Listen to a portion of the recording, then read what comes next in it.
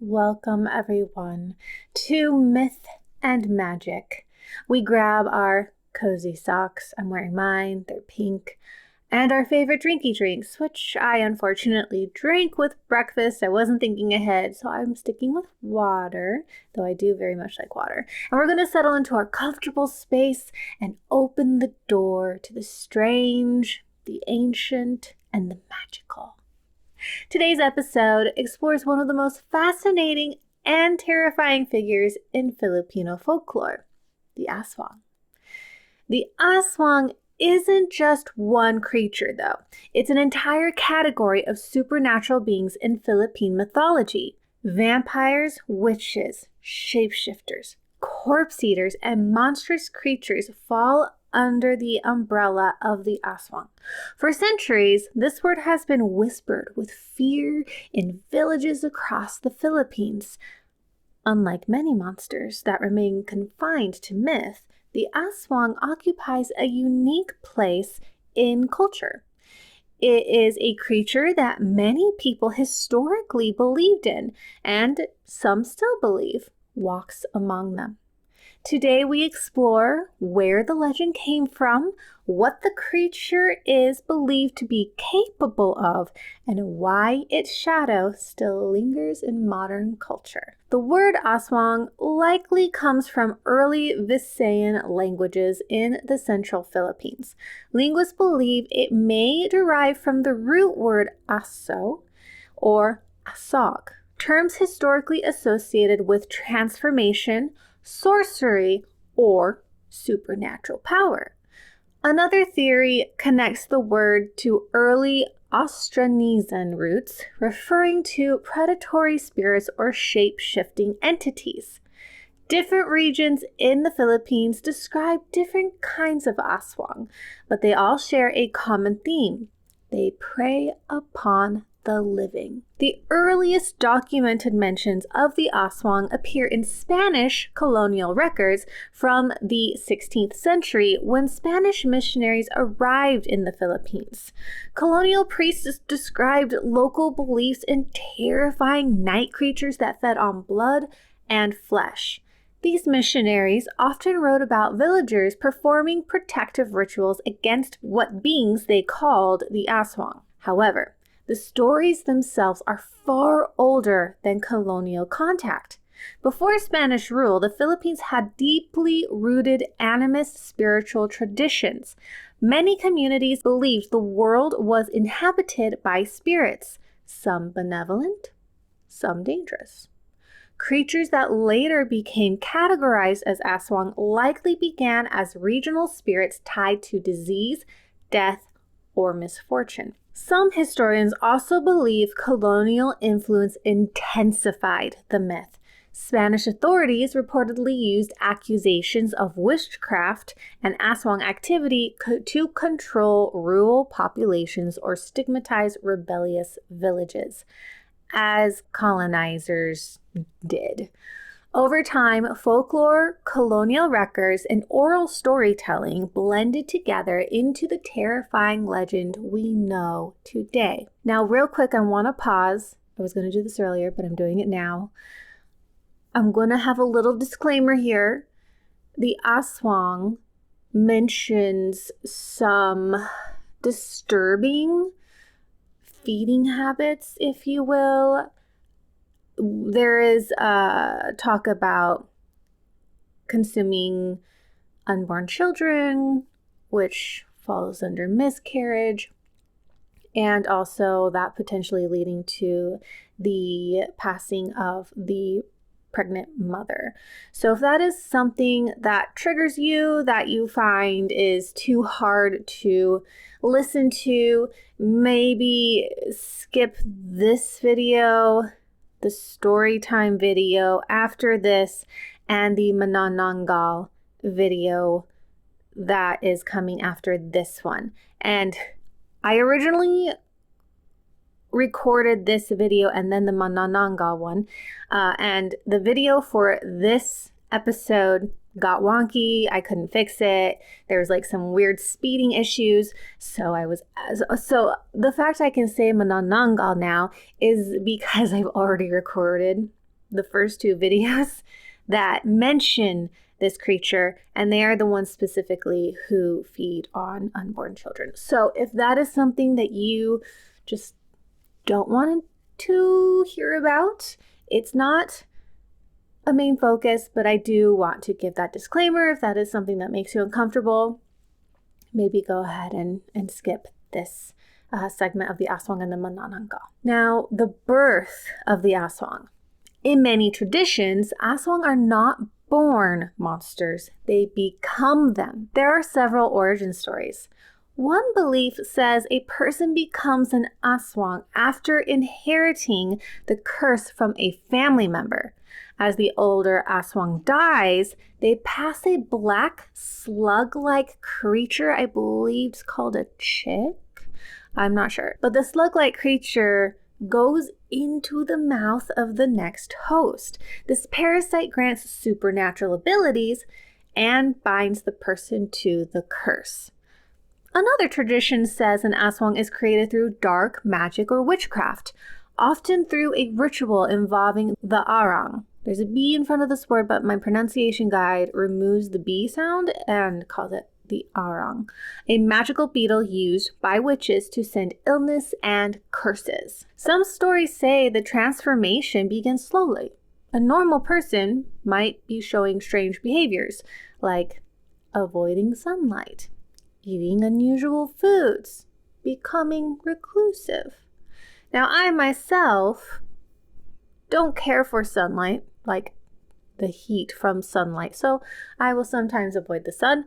August in Nevada, not for me. Done it once, never again. I don't eat unusual foods. I'm pretty basic. I'm willing to try most things. But, so side story.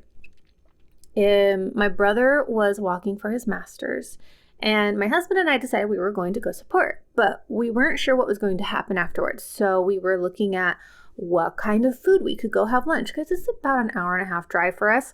So we figured we would just go find a place we have been wanting to in that town and partake.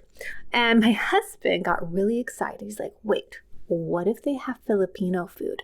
And so we found a place, and it was delicious. They had such good food. It was so amazing. And if you're curious, I will put a link in the description to this restaurant. They had a really fun name, but I can't remember exactly what it was. It was like MM something, your BFF, your new BFF.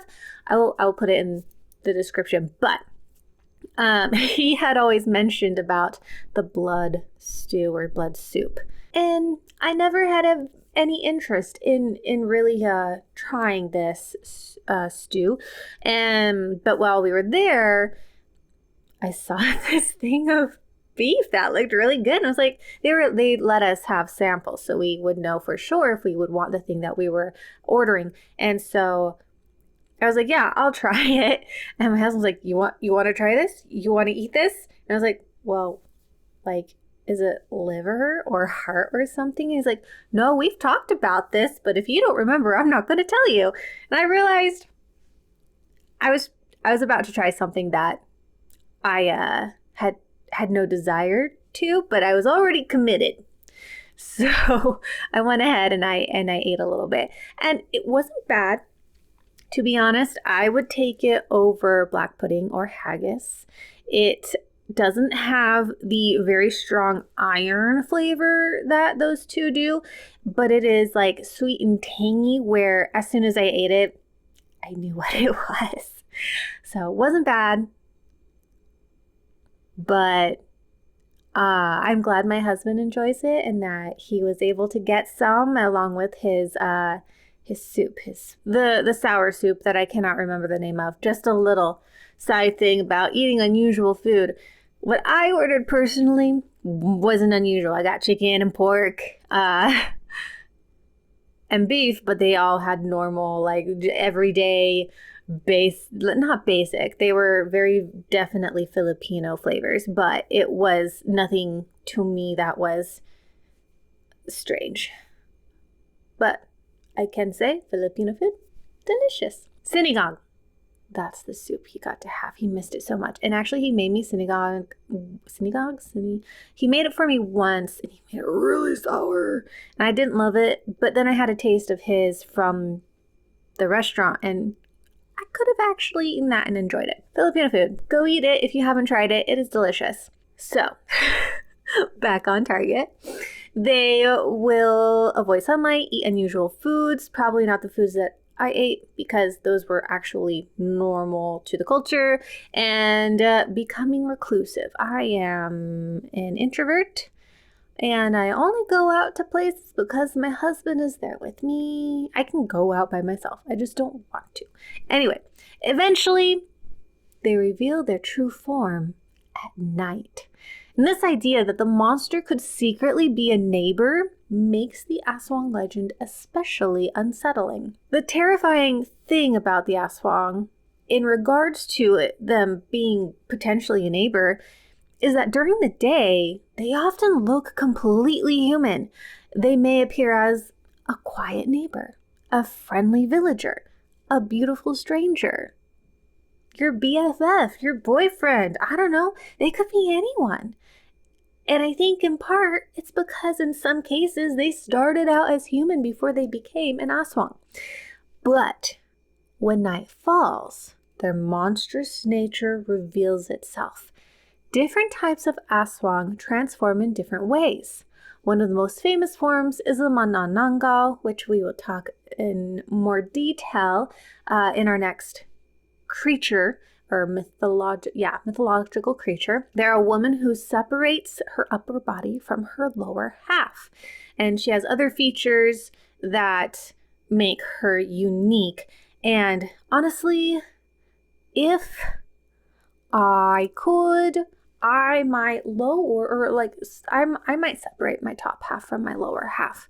If I had wings to get around. I've got GI issues, and then there's being a lady and those issues. So, if it were survivable and adaptable, then I wouldn't hate removing that part of my body. Like, if I could do it while I am having tummy issues, that would be great, because then I wouldn't feel it. It'd be great that it can deal with it itself. And then I can go live my life and fly with my bat wings. The wings allows her to fly in the night to search for prey. Another type resembles a ghoul, lurking near graveyards to dig up corpses and consume their flesh. So unlike some ghouls in other cultures where they feed off of the living, this ghoul will eat corpses and already unalived individuals, which I guess means that what I said in the beginning is that they all feed off of the living is incorrect. These ones specifically don't need a live specimen to feed off of. A lot of Aswang can shapeshift, and many into animals like dogs, pigs, birds, bats. These animal forms allow them to move silently through villages. Some stories describe Aswang with glowing eyes, elongated tongues, and razor-sharp teeth designed for piercing flesh. The long tongue is something you see a lot in anime. So I'm wondering if this is an Asian niche, because I don't really recall it in other cultures. Maybe South American ones, but I'm not sure. We haven't gone there yet. I haven't done research on South America, but these are features that you often see in like anime. Perhaps the most disturbing features is the long, hollow tongue used to drink blood or feed on unborn children. And this actually reminds me, if you are familiar with Jurassic Park, there's I read the book. I love the movie. I think the movie is a little bit better than the book. It does a better job of creating tension. That the book is too scientific. even in the moments of dinosaur attack. Like, it's scientific even in that way. So the tension and the like, oh my gosh, it doesn't really read very well. Other people will disagree with me and think it's scarier, but I think the horror factor in the book comes from the idea, kind of like Frankenstein. You're doing something playing with something that you shouldn't be playing with, trying to play God. In the book, in the very beginning, there are dinosaurs that actually have escaped from the island. And so you have them going to other native islands, and there are babies being attacked. I looked it up because there was no way I was going to remember what it was. I read this book like last year, and I don't always retain specific information, especially when it's already unfamiliar to me. It was a Costa Rican island, and they thought that a similar mythological creature was actually attacking the babies. I have over here ahupias. I don't have a pronunciation guide for this word. They are described as creatures from local folklore and myths, often interpreted as night-flying, blood-sucking vampires or similar mythological creatures. So it just goes to show you how a lot of mythology and folklore cross over. Like, we have vampires in England, and like everybody has a version of a vampire.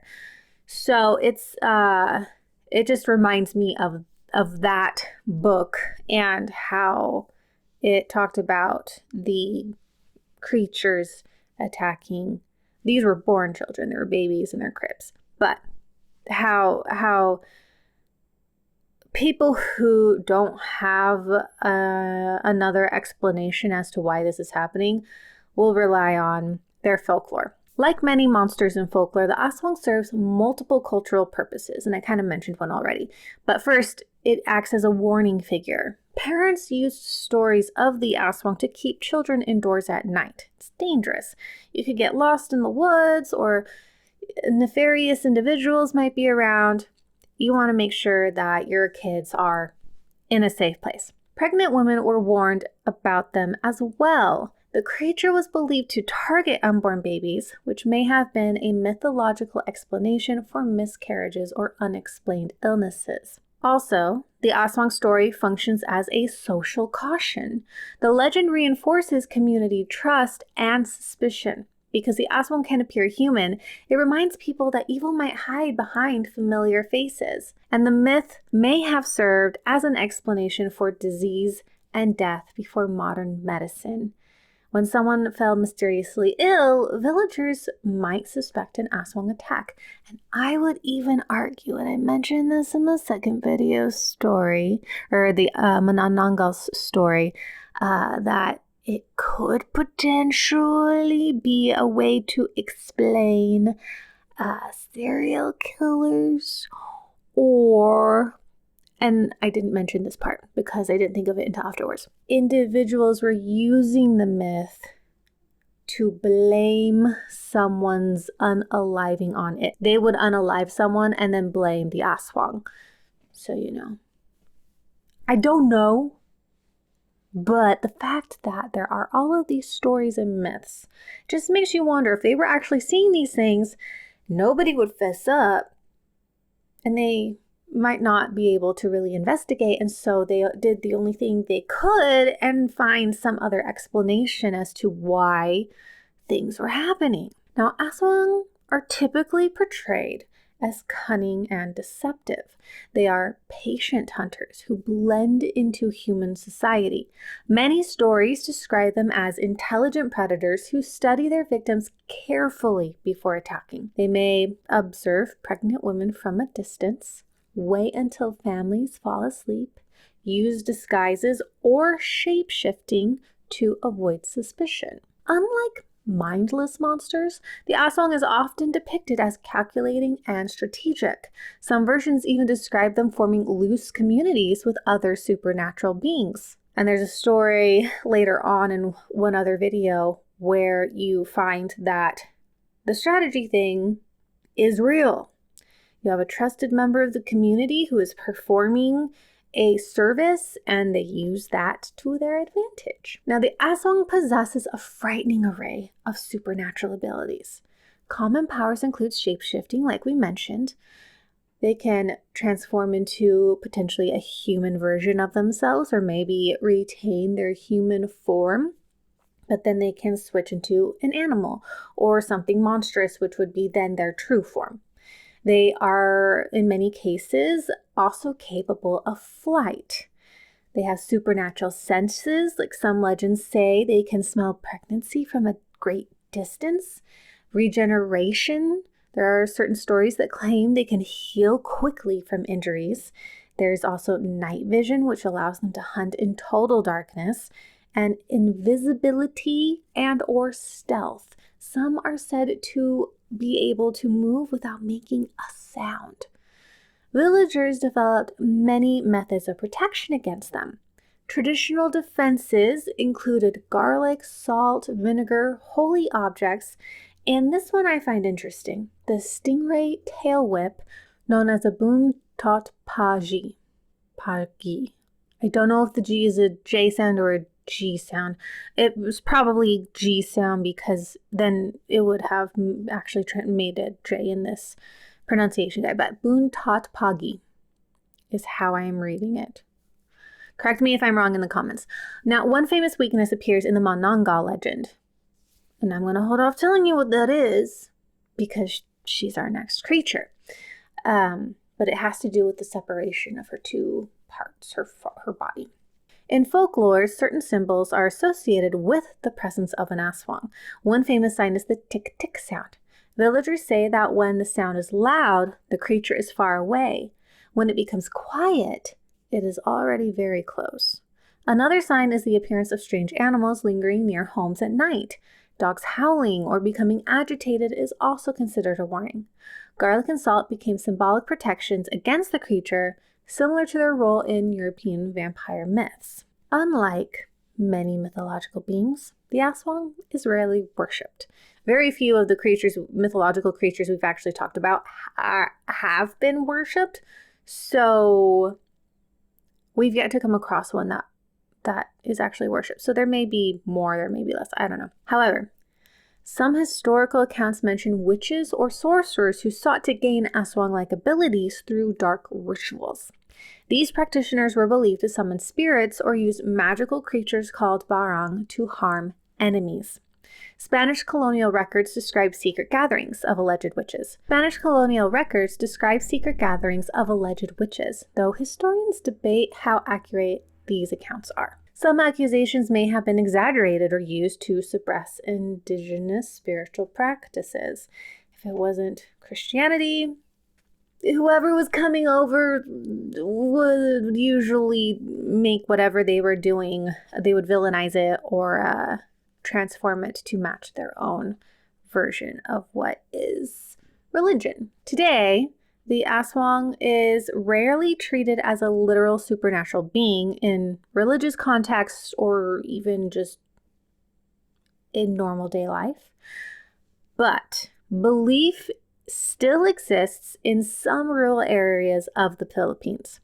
Occasionally, villagers report suspected Aswang activity, especially in those isolated communities. Anthropologists studying these beliefs note that the myth remains a powerful cultural symbol rather than an organized religious practice. The Aswang has inspired a wide range of modern art, film, and literature. Some notable examples you can explore include Aswang, a 1992 film that is a Filipino horror by, I might butcher this, Peque Galaga. There's also the Aswang Phenomenon, a 2011 documentary exploring the legend and its cultural roots. The Manananggal in Manila, a 2015 horror comedy film. And then there's Tress, the anime on Netflix, which my husband watched and recommends. I was hoping to actually watch it before I started doing these, but I just didn't have the time. But it is on my list, and he says that it was really, really good and that it did a very good job of emulating the culture and talking about its myths. Works by Filipino contemporary artists inspired by folklore creatures also exist. Folklore illustrations by artists such as Cajo Baldissimo, known for dark mythological imagery, is something you can also look at. In books, we have Alternative Alamat by Paolo Chiquiamco, an anthology of modern Filipino myth-inspired stories. There is also Mythology Class, a graphic novel by Arnold R. And these works reimagine traditional folklore through modern storytelling and illustration. The Aswang has also appeared in global pop culture. Examples include the creature featured in the TV show Grimm, appearances in The Witcher tabletop RPG lore discussions, and various episodes of paranormal investigation shows discussing Philippine folklore. It also appears frequently in Filipino television horror anthologies such as Shake, Rattle, and Roll. Online creators, horror podcasts, and folklore channels have also helped bring the Aswang legend to international audiences. So we are now going to be telling stories. And many of the stories of the Filipino culture were passed down orally.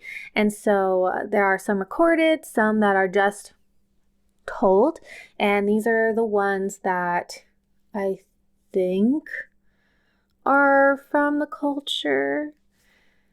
Regardless, they are about the Aswang.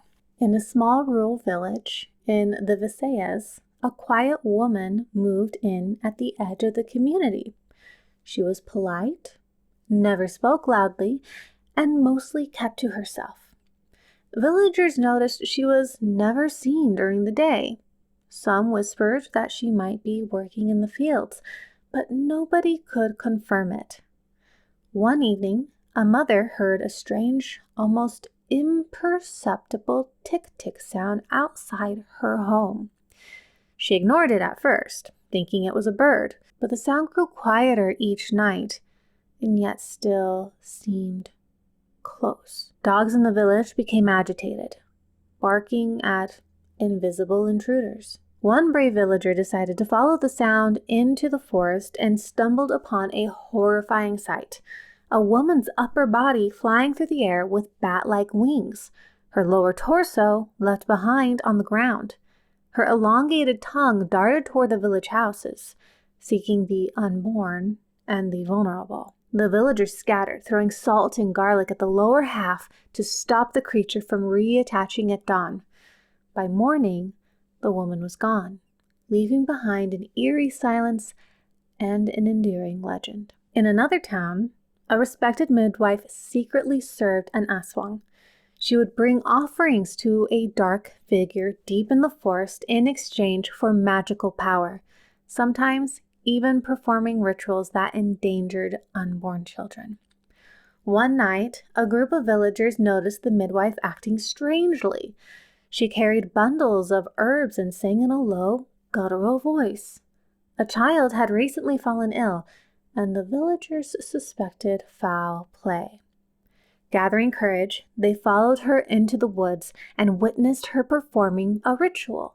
She sprinkled dark powders over a small clay figure representing the unborn child. Suddenly, shadows twisted in the trees, and a monstrous form emerged, the upper torso of a woman, wings unfurling, a long tongue flicking as it sought prey. The villagers fled, but returned at dawn with garlic, salt, and prayer.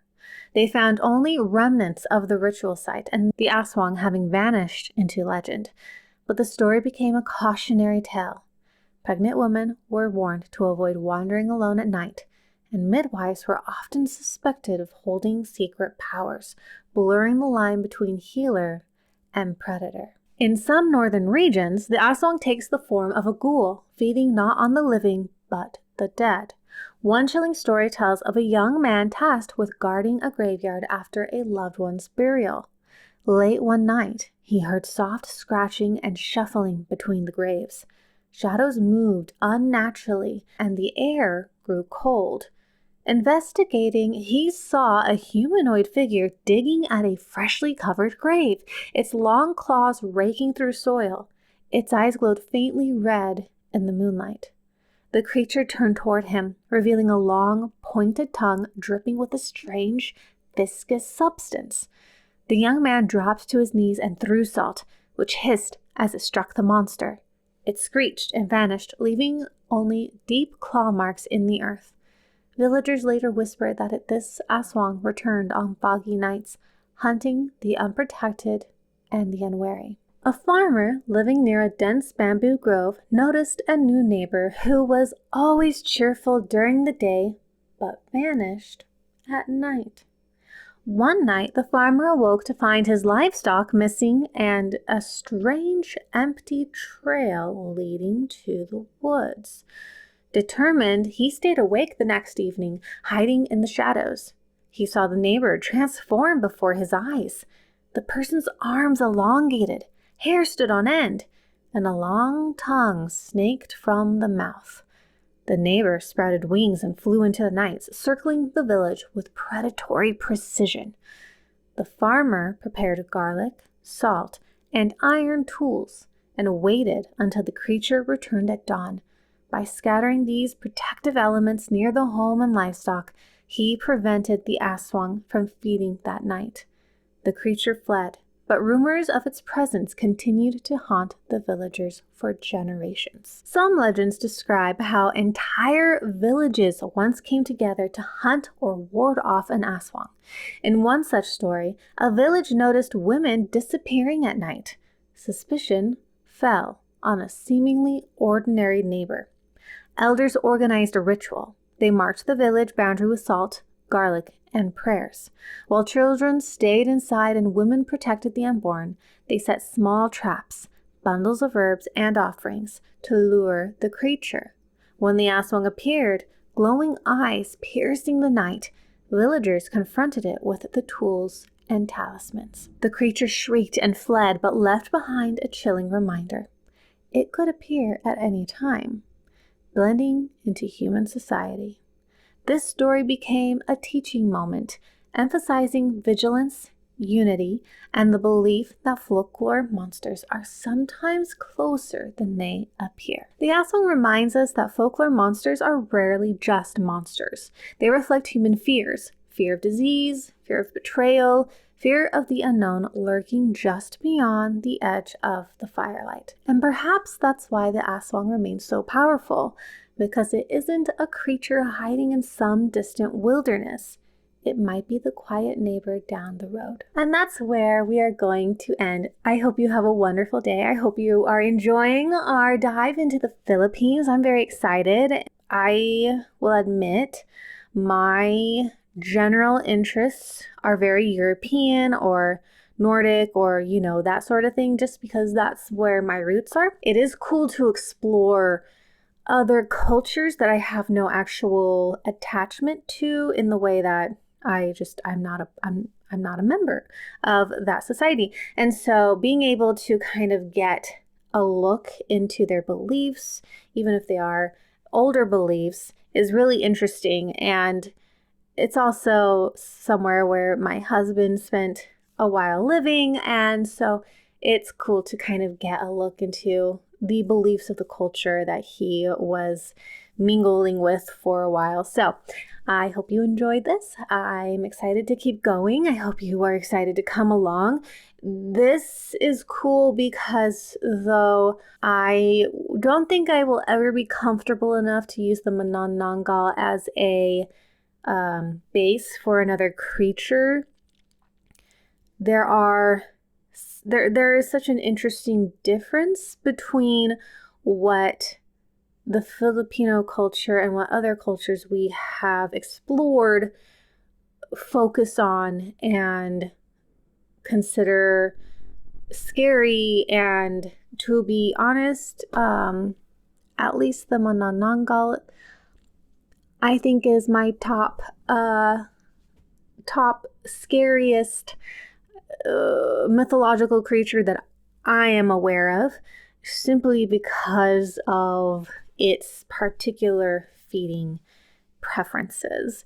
That terrifies me. And I think it's also a reflection of what the Filipino people were struggling with and just needed an answer for. So I hope you will look at these as interesting things to get to know for cultural purposes, but also to think, can I use something like this in my stories if you are writing them? The idea of ghouls only eating corpses is interesting to me. And then the manananggal with her manananggal. There's 3 nan. The manananggal. The manananggal being able to split herself that's also scary. I will apologize quickly for if I am missing a na in it's supposed to be 3 manananggal. I might be shortening it to 2. That is my bad. I have to think hard about it sometimes. That is it for this, and I will see you in our next one.